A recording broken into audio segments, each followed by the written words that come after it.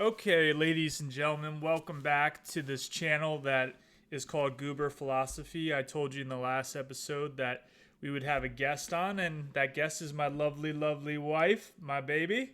So here we are talking about many good topics, but we're going to get into the crux of it all. We're going to talk about marriage and how, we are now 1 year into our wedding, or past our wedding day, and we're married, and the ups and downs of married life. So, do you want to take it away? First, just want to say I'm honored to be invited to this YouTube channel by my husband. I'm really proud of him, and he's pretty great. So I think that gets us to our first topic of gratitude and just really emphasizing loving your partner. I think that's what makes a great marriage and a great start, is really appreciating the other person. What, do you agree? Yeah, I think, definitely you're more gratuitous, or you show more gratitude than I do in life. And you're more of I think you're the yin and I'm the yang in this relationship, where you're definitely more on the positive, I'm more on the negative. But what's funny is when you get negative, I get positive. It's like we balance each other out. And it's only once in a while where when shit hits the fan, I have to step up and be positive. But usually you're the positive one. Yeah, I think in strenuous, very emotional situations, you handle those a lot better than I do. I react very emotionally. Yeah. And that's not always the best way about finding a solution for things. Usually it's you got to stay focused. You got to be in the zone, where I sort of take a step back from problem solving and I sort of panic a little bit. Yeah, well, I had to do, I think it's the Myers-Briggs test for one of my jobs a few years back, or it might even been for a college course, but my go-to, I guess, style of thinking is being analytical. I'm not a feel. You always say you're a feeler. Oh yeah, I'm a feeler. I'm the opposite. Not to say that I don't have feelings, but when it comes to problem solving, I try to be almost like a robot looking at how to find a solution. So that comes in handy in moments of stress, because I just look at the situation for what it is, and I try not to get my emotions too aroused when really that's the worst thing you can do. And we had a house fire, or our neighbors had a fire, and we got included in it because we're next door adjacent in one of our last apartments. And I think in those moments, that's where I shine. And unfortunately, it's not always a good thing, but that's just... Well, you were using the bathroom when I had to grab the dog. I'm running out, and then I look behind me, and I'm like, oh my gosh, there's a fire. My husband's not out. At the time, you were my live-in boyfriend. I think fiance. Fiance. And I'm just like, man, I hope he gets out here. I got to call the cops.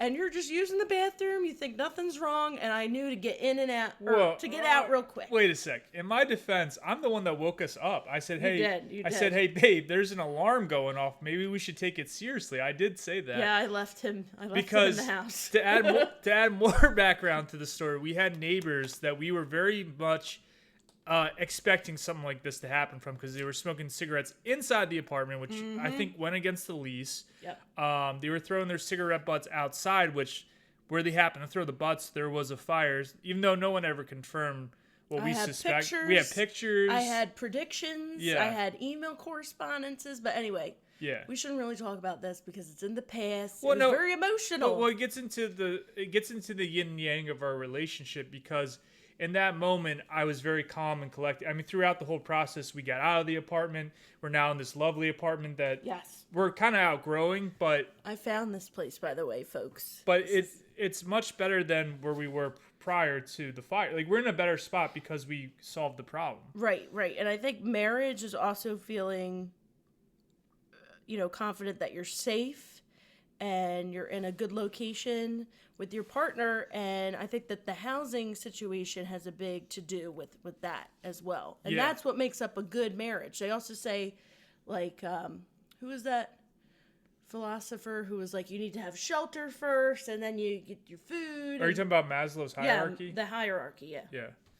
Well, and I agree with the shelter thing and the stability that comes from having a good home. I mean, unfortunately, we're renters right now, so there's only so much stability you can get as a renter, but we're in a much better let's say, apartment than where we were prior. Like the people that run this place are much more together. I mean, where we were prior to this, it wasn't that hard to do better, but they're doing much better here than our previous. Yeah, this is like at place. an 8 out of 10, where we Yeah. were at before it was probably like a 3 or a 2 Yeah, it's hard to say. out of Like 10. my first apartment had pros and cons, but I think they were more attentive. That was a mid yeah. apartment. What I would you say. rate that?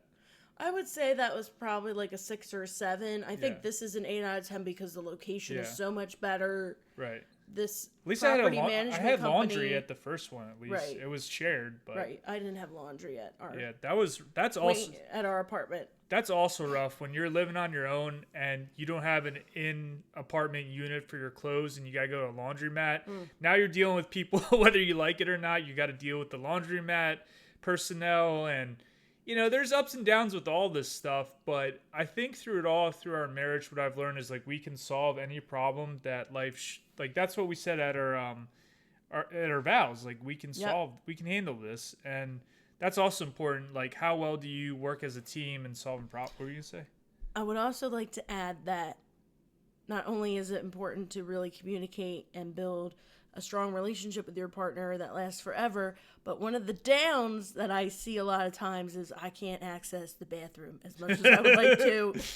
My husband, he likes to use the bathroom a lot, and I'm always on the outskirts. I'm itching to get in there, and I always got a bang on the door. So if you want a strong marriage that will last a lifetime, get yourself 2 bathrooms. Oh, that's a good point. If you can't Space is crucial. If you can't get 2 bathrooms, though, definitely one person in the relationship is a frequent bathroom user, and the other one is less frequent. You can't have 2 frequent bathroom At least users. have a bucket available just in case. They should do like rental bathrooms. They should. They should have like a little porta john that you could just bring on in. In Europe, no bathroom is unless you go to a restaurant, no bathroom's free.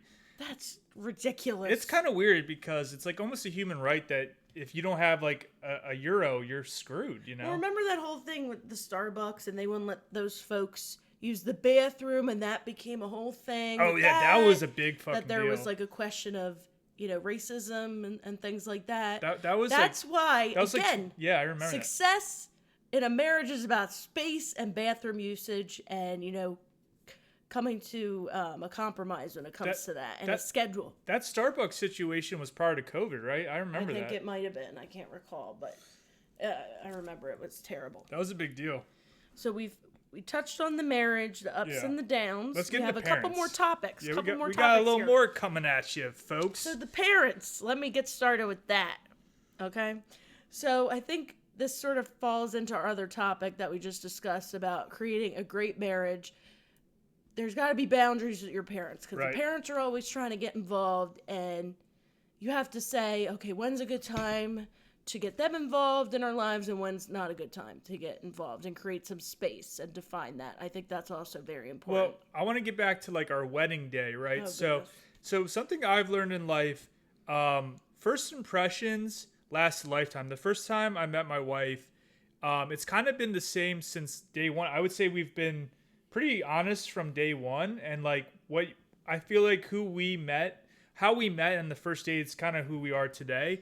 And what we noticed during the wedding, like our parents were always a bother. Well, they were always an obstacle and not not cooperating or an assistant. They were another hurdle on top. Like we were already running this race, and then there were hurdles just thrown into the mix of it, trying to get this wedding to happen. And I feel like it's gotten a little bit better since the wedding, but there's still like obstacles that they're always throwing our way. Like I feel like, I mean, they love us. I know my mom and dad, your mom and dad, they love us and they mean well, but especially my parents, they can become very like cumbersome. I think that the parents, when we grow up and when kids grow up, they have trouble letting us go and understanding, okay, my kids are now adults. They may not need me as much. I think it's hard for some folks. Especially our particular parents. Well, that's like a very Freudian thing where like the toxic mother is one that doesn't let the child become an adult, and they just want to baby them, like my mom Right. does. We see that Yeah. in a certain situation that's Yeah. close to home. We're Yeah. not going to name names, but we won't name we names, know what's going on here. but if you know, you know. So Yeah. but yeah, I mean, that's the thing with parents, and if we're blessed enough to become parents as well, like we're gonna have to balance all that. I mean, we have a dog, so That kid's never going to have any freedom. I already said that the kid's getting a flip phone when they're 16. I don't want any of these smartphones because the experts say that when you hand a kid a cell phone, they become depressed and fat. And we don't need any of that. We got enough going on in our family. We already got that in the genetics. We don't need to keep repeating the cycle and the pattern. And I think that that's something that we're really trying to do, is trying to get away from the patterns that our parents have created and create our own more positive patterns and learn from some of their mistakes. But I will say, shout out to my family. If you hear this, hopefully not. But I will say that my parents have been excellent at raising us. They created like a good foundation, but now it's our chance to really build on that individually and excel as a couple. So that's what we're working on. I would say what my parents did really well, if they did anything really well, was they gave me a moral compass. It comes from different schools of thought, but basically I know right from wrong because of my mom and, more or less my dad. And that is kind of where it ends. I mean, everything else I've been trying to do on my own. I've been trying to break the cycles of certain patterns that you see, like my wife, we'll just say Rebecca, like, so he shared my name with y'all. But you notice things, like you see things and I see the same things that are like patterns within my family. So yeah, that is like something, like, as every generation tries to be better than the last, but where it all shakes out, we'll see. Like, only time will tell. So we got into parents' ups and downs in those two categories. Now, I didn't really know what to say on this next topic, but it's the holidays. Holidays. Okay, so I feel that a lot of people experience a lot of stress during the holidays, when the holidays are supposed to be time where you spend recuperating from work or spend time with your family. I will say that what I do to mitigate the stress is, we celebrate Christmas and we celebrate Hanukkah. What I do is, months in advance, I get all the gifts ready. I keep a list. I keep how much I'm spending. I set a budget. Then I get all the gifts ready for everybody, because in my particular family, gifts are a big thing. And I would say also my husband's family, they do value that as well. But I think it's really important to stay organized during the holidays, and you shouldn't feel burdensome. And you shouldn't feel stressed. You should feel like this is an opportunity to decompress and enjoy some freedom and some free time from work. Yeah, I know I'm like destroying the definition of yin and yang. I don't know which one is the positive and negative. The white. Is the yin the positive? Oh, I'm sorry, I don't know. Well, let's just say for the sake of conversation, yin is the positive. In holiday season, Rebecca is the yin. I mean, she is the positive one. Unfortunately, I get a little more gloomy during the holidays. That's just been like... He's the Grinch. That's just something that's been conditioned in me. I have nothing against people having a good time. It's just that me personally, I'm not in the best mood when the sun is going down by 4:30. It's nighttime. I'm deficient in vitamin D to begin with. This time's no better. It's actually much worse for me. So there's things like that. And I think it's good that we talk about the holiday blues, because not everybody's going to be all peppy and jolly and in the holiday spirit. There are folks that, for some, it's a very hard time. And I think that the holidays is supposed to uplift people, but then there's still some folks that are still having a hard time. And that's okay. That's okay to feel sad sometimes, but you'll get through it.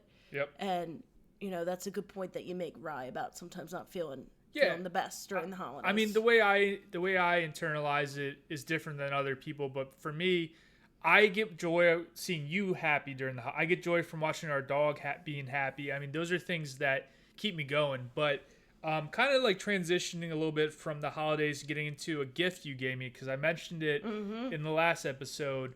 How did you know to get me Mario? Was that prior to me talking about this? Because I was talking about Mario on the 2 episodes ago. How did you? Was that just by random chance? Okay, so I just pay a lot of attention to what my husband says and what my family says that they're interested in, and then based off of that, I get them a gift that fits what they're looking for. So I think it might have been 3 or 6 months ago, where you had mentioned that you would want this gaming system that's like handheld, and I kept that in the back of my mind, and then I saw online the advertisements, come through your feed and whatnot, and I saw this really, really great item that we should recommend to these folks. They may like it. It's an old version. It's the original version of Mario and his games. Game it's and pretty Watch. cool. It's called a Game and Watch. Yeah, it's yeah. really, really cool. Keeps him busy, and again, that has to do with like de-stressing, just getting some time away, and getting into a different world. I think helps some people. Yeah, I mean, Rebecca has this uncanny ability to get like the perfect gift, and it's very thoughtful. It's not always a big budget item, but it's exactly what you want. So I mean, literally the microphone we're using now is a gift. So. Right, because I knew that he was inspired and created his Goober channel, and I said to myself, well, he needs a better microphone, because when he was first recording, I said, oh my God, he's struggling here with whatever device he has. And I thought, this would be another great gift, because I had bought him a suit, and that didn't work out. So if you're looking for a good gift for your husband or your partner, whoever, get yourself a nice little audio recording microphone. Yeah, this was like, because I was going to go buy it, and Rebecca was like, well, Santa might have already gotten you that. Right. Or Hanukkah hair. And this goes back to our first topic about what a successful marriage is. It's about listening and storing that data in the back of your mind so that you can just surprise your partner with some great items. Amen. Amen.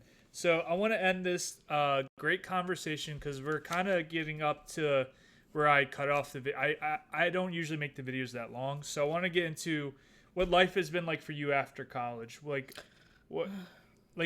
how do you feel being basically what is adulting to you? What is it to be an adult? So let's talk about before college real quick. So for example, I used to be very relaxed, carefree. My room when I was little was a mess.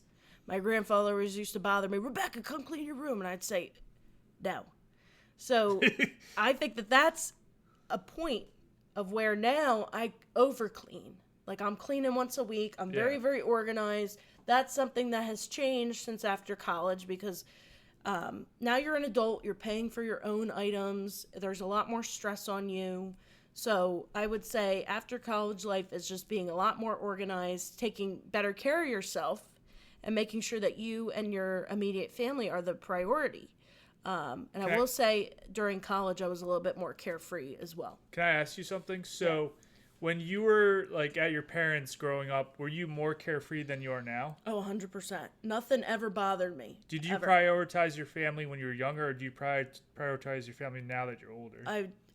There was a balance. So I still prioritize them as I did when I was little. I would say I'm more involved, and I'm more now taking over the responsibility of, caring for them a little bit more.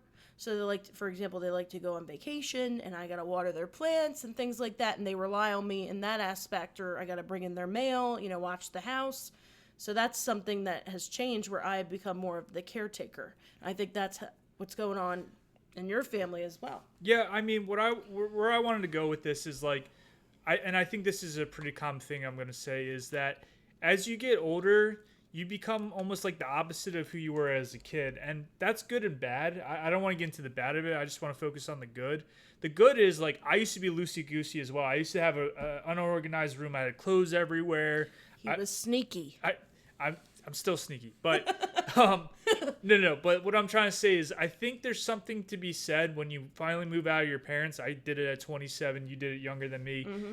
You kind of become the opposite of what you were when you had someone taking care of you. My parents are more loosey-goosey, and I've gotten a little more conservative, just with my behavior and how I organize my room, and even my views on politics. I'm not political by any means, but I used to have a more, I don't know, just no idea of what was going on, and now I'm watching the news more. I'm trying to stay up with stuff, and I'm still somewhere in the middle in politics, but I guess what I'm saying is you kind of you change when you move. A lot of things change, but certain things you carry with you. I've always appreciated my family. Even after I moved out, I visited them way more than they visited me. I made a point to keep that consistent, but other things do shift as you get older. It's interesting what stays and what changes, Yeah. So I concur. And we're all doing that as human beings. I feel like every day we're like a different person slightly, you know? So. Right, we're growing and developing, Yeah. and I think we're sort of becoming into our parents, unfortunately. There are like little things that didn't really bother me, but now they bother me, and it's hard to, again, just relax a little bit. So I think that's one thing that's changed. I become more responsible, more strict, and less relaxed, unfortunately, because this world that we're living in is a little tough. So I think you have to, like, either fight or flight in this world, and I think we're fighting hard. We're fighting the good fight, and I hope you guys appreciate this recording. I'm gonna have to edit this. Hopefully it comes out well, but yeah, thank you, Rebecca, for coming on the show today. Thank you, husband, for having me. It's great chatting with you all, and we hope to see you again soon. Goodbye.